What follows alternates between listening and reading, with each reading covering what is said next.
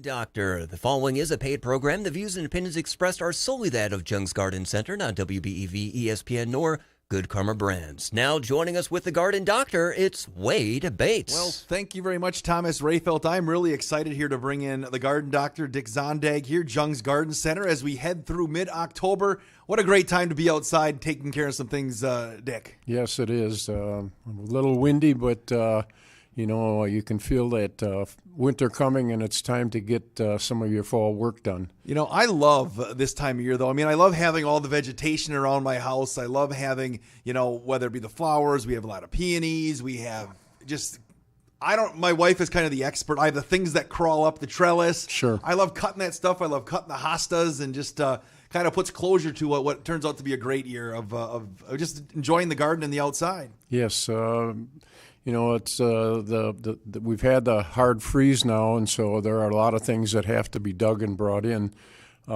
Glads, for instance, I did the glads about a week and a half ago, and now they're kind of curing so that I can remove the roots and get them ready to go for winter. You store them in a well ventilated storage. An onion mesh bag or a screen bottom flat, and then we've got cannas and caladiums and all those sorts of things that have to be brought in, or they're compost next spring. And you like compost, but not compost from some of the things you like, right? No, that's right. We are on Daily Dodge TV as well. If you want to dial us in at dailydodge.com, you can take a look at some great things. You brought some stuff along here to look at as well, Dick. I just brought 4 of the bulb containers that we sell from in the garden center, and I brought 2 different tulips. We have a very good selection of tulips left, and daffodils also. You can plant those anytime up until the ground freezes, and the later you plant them, the more you want to mulch them so that the soil stays warm for a while. You want to plant the bulbs about 8 to 10 inches deep, which is deeper than most people plant them.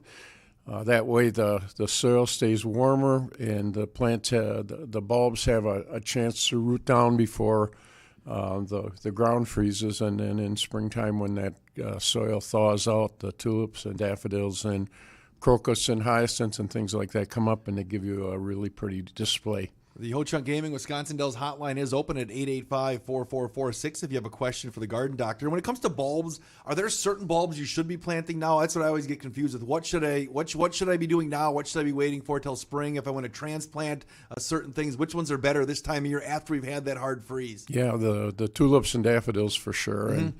and crocus and hyacinths.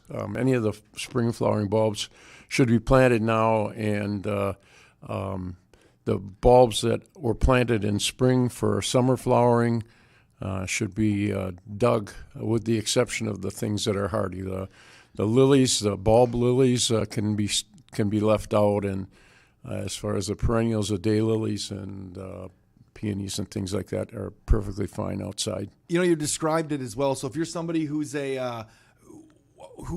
kind of a novice like me, is it hard to screw up? I mean, as long as you kind of follow basic directions of transplanting bulbs, you should be okay? Yeah. I mean, they like to have a little bit of extra bulb booster fertilizer when you're planting them. So I actually have a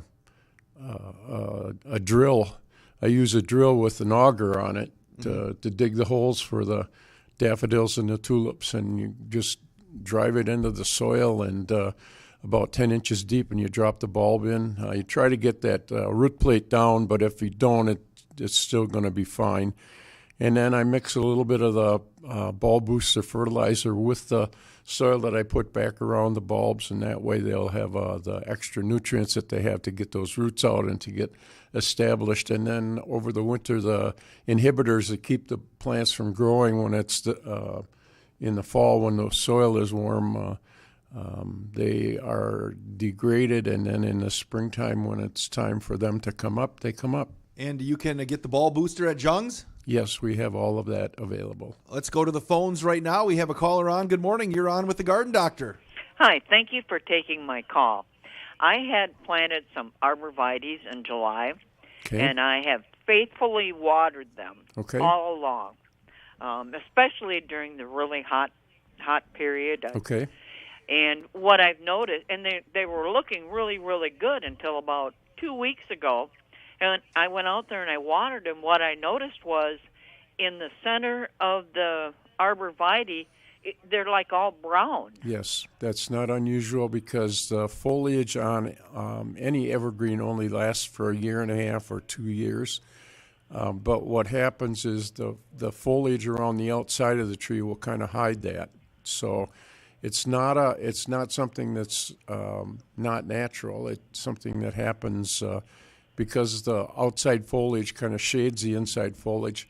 What I'd recommend that you do is get an evergreen fertilizer like muriacid or something like that and put that in the water right now so that the roots have a little bit more nutrients. But the browning of the foliage on the inside of the plant is not is very usual, and there's nothing really you can do about it.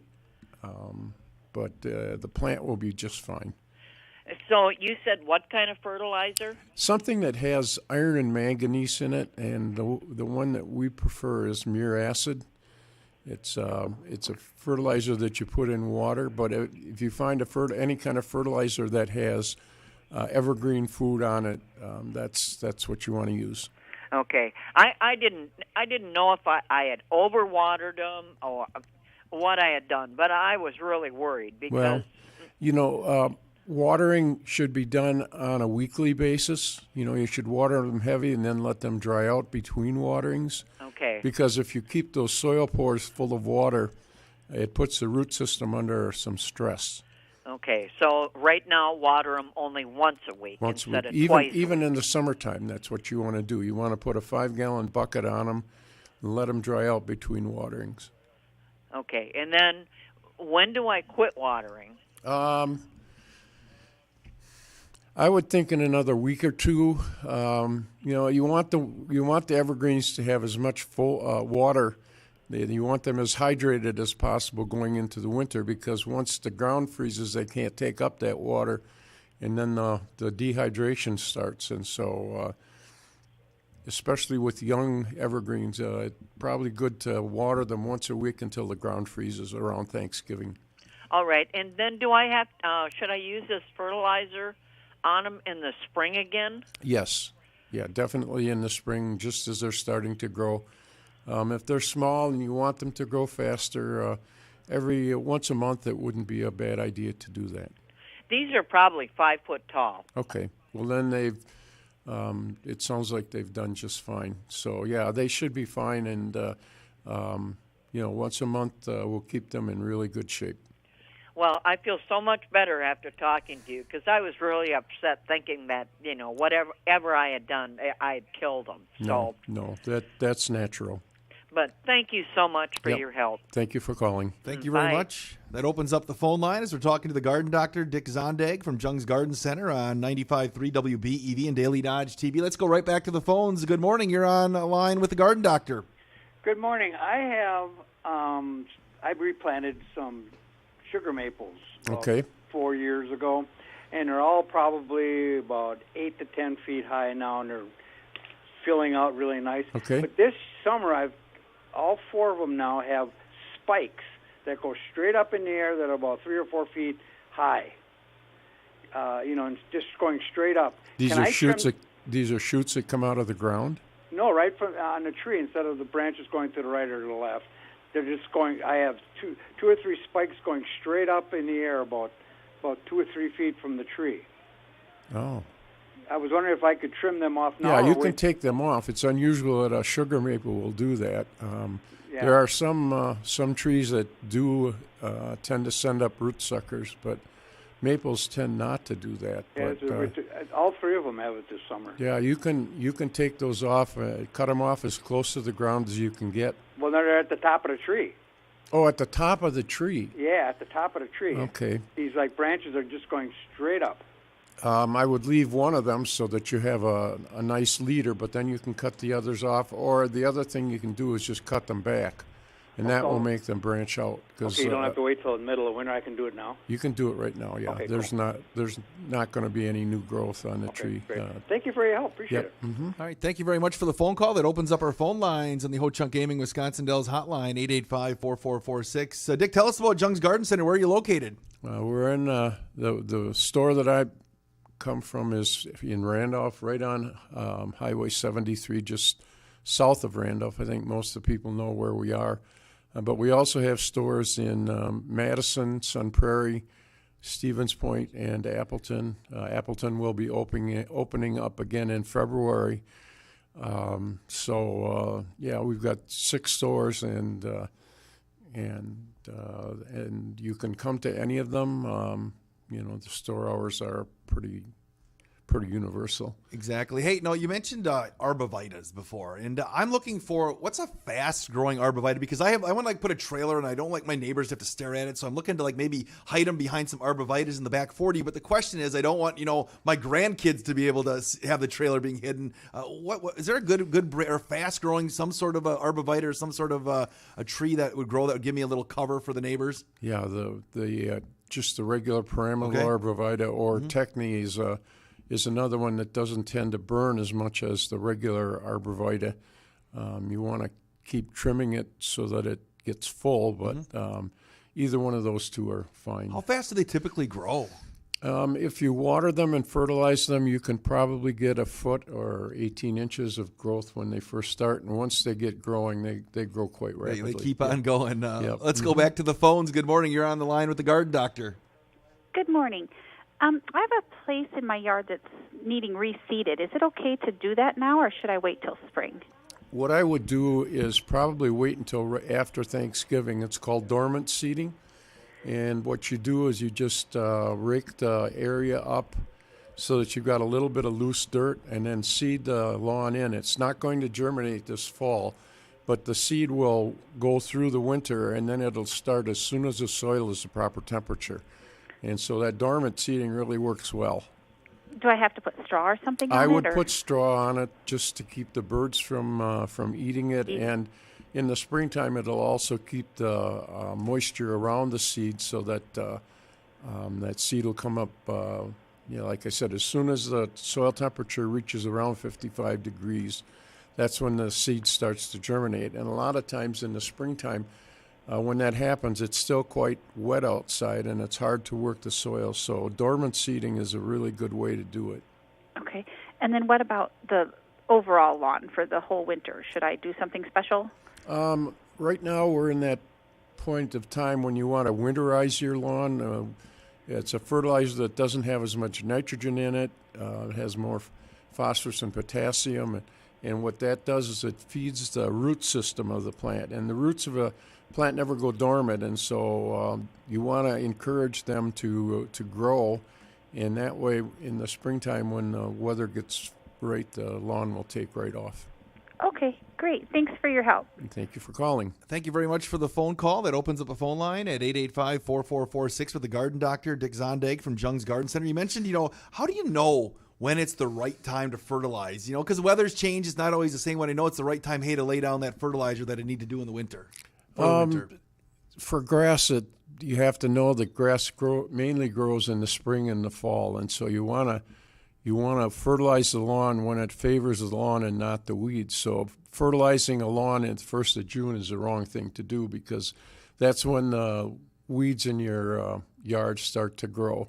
So fertilizing in early spring, like in mid-April, once the ground thaws out, is a good thing to do. And then again in the latter August, early September, when the cooler weather starts coming in, that's when your lawn starts to grow the most. And it tends to go dormant in the summer when the weather gets hot. And so if you're fertilizing in early June, you're favoring the weeds that grow on your lawn. So early spring, early fall. If you want a really beautiful lawn, you do it twice in the spring. You do regular fertilizer in the fall, and then around this time, or maybe a week or two later, you use your winterizer, which is a fertilizer that doesn't create a burst of growth in the lawn, but it does make your root system much more healthier. And can I find that at Jung's Garden Center? Yeah, we have all of those fertilizers at our store. Let's go back to the phones. Good morning. You're on the line with the Garden Doctor. Yeah, since we're talking about lawns, my first problem I run into, and we'll get to the second question, I guess, is I don't have a curb on the street, so when they plow the snow, they plow the major part of the snow onto my lawn. Right. And then, of course, every spring my lawn is dead from the snow. Well, is there anything I can do about that? It's usually dead from the salt that's put on the roads, not from the snow. The snow is fine. Yeah, it's from this moisture, right? Yep. I think what I would do is probably go out and water it quite a bit, because that'll leach the salt out of the area where the snow has been plowed on the lawn. And so how soon should I start watering it? As soon as the soil has thawed and the lawn dries out a little bit. Okay. Question number 2. If the grass is dead and I've had no luck, or it's a lot of work, or using the grass seeds that I buy locally, you guys must have something like the contractors use, because their stuff seems to really grow quick and fast. Yeah, well, we use nothing but the top grade of lawn seed. It has,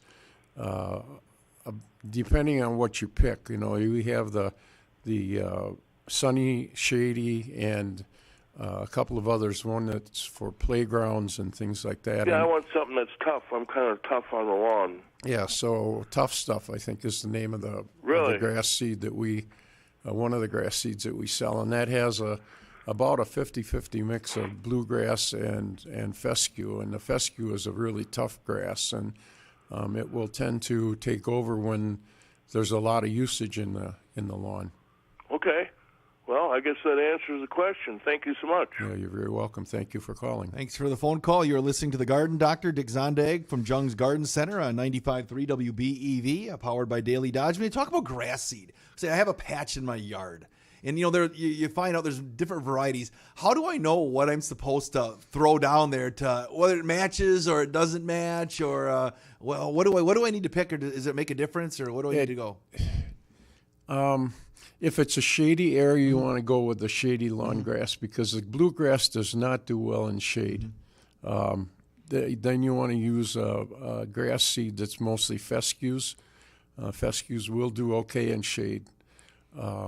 Or, if it's just a spot in the lawn, or you want to make it thicker, bluegrass is bluegrass. Some of the varieties, there are varieties of bluegrass, and the lawn mixes that we have like 4 or 5 different varieties of bluegrass. And so if it's a dry, sunny area, then maybe one of the varieties will predominate and take over. But for the most part, bluegrass is bluegrass. Yeah, I was an epic fail on my garden here the last couple of years. I planted grass up over the top of it. I know it's a terrible thing. My wife still's got a little corner where she buys a bunch of stuff from Jung's and puts it there. But I used to have a pretty big one when we moved in, and the grass that I have doesn't match the rest of the yard, which I think is kind of funny. As I mow along, it's like, oh, this is a little different shade of green. Yeah, there are different shades, but I think probably what you'd find is if you fertilize it, it'll turn the same color. 885-4446. It just looks like, you have a little hair dye on there. Sure. 885-4446, 885-4446. And talk to the Garden Doctor, Dick Zondag here from Jung's Garden Center. Now, you mentioned also when you put down the grass seed, you mentioned birds. Sometimes, besides putting straw down, is there anything else you can do to try to prevent the birds from deciding they want lunch? No, a thin layer of straw, hay, or something like that will keep the seed from germinating, or from the birds. And even if the birds do attack and eat up some of the grass seed, there's always enough grass seed there if you put it on properly. See, now is it wrong to just take a handfuls and just throw it? No, that's why I do it. I just throw it. And sometimes I figure, okay, it's going to catch up eventually, and that's what I did when I planted over the area that I wanted to. I just threw it probably more than I needed to. Right. The formula is 4 pounds to 1,000 square feet. 10 by 100. 4 pounds is enough to cover that, because grass seed are quite small. Let's go back to the phones. Good morning. You're on with the Garden Doctor. Hello? Hello. Good morning. Yes, I have a question. We have a row of bushes kind of along the house, and there is a long vine, or it's a weed that it gets entangled in the bushes, and it gets hard to find the origin of it. And if you do, you can kind of pull it out, but it really gets stuck in the bushes with the entwining that it does. Do you know what that is, or how to get rid of it? It's probably wild cucumber. You see a lot of it when you're driving around where trees are completely covered with it, or at least it's twining up into that. The easiest way is to just pull it out and get rid of it, because it forms little balls that have little spines on it, and the birds will eat the seed, and then they come out in the rest of it. So if you see that starting, it usually starts about midsummer, and it just starts twining, and then all of a sudden it seems like it explodes. And that's kind of what you got to do, is just grab a hold of the vine somewhere and start pulling it out. There are a couple of others that could do that. Let's see. Field bindweed is another one that has little morning glory-like flowers on it that can kind of twine in your stuff like that. But I think what you're talking about is wild cucumber. The other problem with wild cucumber, especially in an evergreen tree, if you don't pull it out, it shades the evergreen tree, and the needles drop off. So if you've got any of that wild cucumber growing, and the leaves look sort of like cucumbers, but it has little balls on it that have little spines on them. And if you've got that, get it out of your tree, because it will kill the tree. Okay, I haven't noticed it in the evergreens or the pine trees, but it's been on the bushes, and it did get a bit into some tomatoes, I think, too. Yeah. Well, just grab a hold of the vine, because usually you can just grab a hold somewhere and pull it all out, because you really don't want that growing in your okay, but it's not. It really isn't there in the early spring, or it's more not a perennial. It's something that comes from seed every year. But the seeds, if you don't pull it out, the seeds will deposit from the vine that's there, and if the birds eat it, it'll come up wherever they sit and poop. Okay? Okay. Well, thank you very much. Yep. Tell you, I've been paddling. We moved into our home in 2016, and the previous owners around the front and the side of the house had just a bunch of like wildflowers, and it was like a jungle. Sure. And the viney stuff was in there. And eventually we took it all out, replaced it. We have like peonies in there now with stones. But now, so we covered it with like the black tarp or whatever. Now all of a sudden we have like a brick walkway. The vines start coming up between the bricks. It's like you can't get rid of it. Roundup. Yes, I've rounded up and rounded up, and it's every year it comes back somewhere, and we do have some as well up on one of the pine trees that we had. That thing will take over the pine trees. Yep, it will. So it's just a matter of pulling it out when you first see it before it starts to go to seed, because once it goes to seed, then you've got it there for the next 3 or 4 years, even if you pull it, because the seeds sometimes germinate, and sometimes it takes a year or two for them for the seed coat to degrade, and then it starts again. And you're right, we have a bunch of pine trees in our backyard, and it got into that too. And you pull it out, and it seems like you have 1,000 feet of it as you keep pulling it out, and just got to nip that from the bud. Yeah, as soon as you see a vine starting to grow up, pull it out. I think we have time for one more phone caller. Let's go back to the phones. You're on with the Garden Doctor. Hi, I'm wondering if you could just explain to me. I have several variety of roses, tea roses. Mm-hmm. In order to get them ready for winter, the best way to do that. Okay. Well, the first thing is probably way past, but you want to keep treating them with fungicide so that the leaves stay on as long as possible, because black spot starts coming in early August, in that time frame, and once it gets infected, the leaves drop off. So that's the first thing you want to do. Keep the leaves on as long as possible. The other thing you want to do in August is stop cutting the flowers, because every time you prune a plant, it tends to start to grow, and roses seem to lack the ability to stop growing if you're taking flowers off all the time. So, and then about this time of the year, you just kind of water them. I think you want to stop fertilizing them also, because that can start them growing again. And then I usually do it around Thanksgiving time, is when I get my roses ready for winter. I take a piece of twine and put a knot or a loop at one end, put it around the roses, and pull all the twigs together, all the branches together.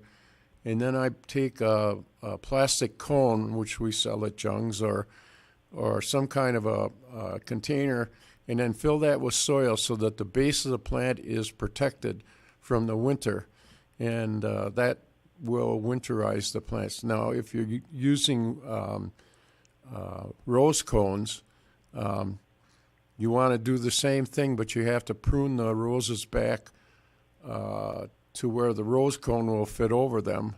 And then just don't punch holes in the rose cone. I hear people tell you to punch holes in the rose cones. Don't do that. But then make sure that you have soil mounded up around the outside of the rose cone, because if you don't, sometimes rodents can get inside that rose cone, and it's a beautiful home for them because it doesn't get real cold or hot and cold all the time. It's just kind of a nice environment for them, and they'll eat the bark off your roses. So seal up the rose cone, and then in spring when you let them loose, cut the twine off, and then you cut the roses back so that you have branches that are stems that are about the diameter of a pencil or better, and fertilize them, and away they go.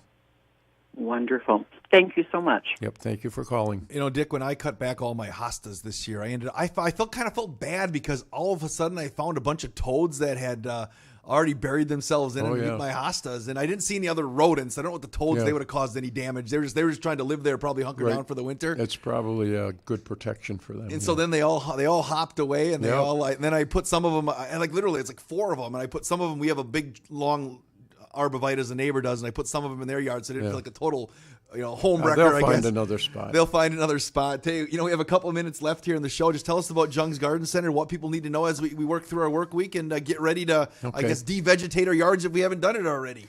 We are selling our inventory out at 50% off. So all of the fruit trees, and we don't have many fruit trees left, but we have a lot of some shade trees and some nursery stock. So if you want to bargain on them, there's no guarantee with 50% off. But if you plant them properly and take care of them, they'll be just fine. We also have a lot of bulbs left. You can plant those anytime up until the time the ground freezes. And you want an easy way to do it, we have augers there that you can put on the end of an electric drill. And if you're careful when you're using it, makes it really easy to plant the bulbs. So the other thing we have is good people. They know what they're talking about, so they can help you if you've got questions, or if there's something that you need advice on, they can do that. So we not only have the products, but we have the quality people that can help you with your gardening questions. So where can they find you at Jung's Garden Center, and where can they get you for questions? We have garden centers in Randolph, Stevens Point, Sun Prairie, and 2 in Madison. Store hours are 8 to 4 Monday through Friday, 8 to 3 on Saturday, and in Randolph we're not open on Sunday.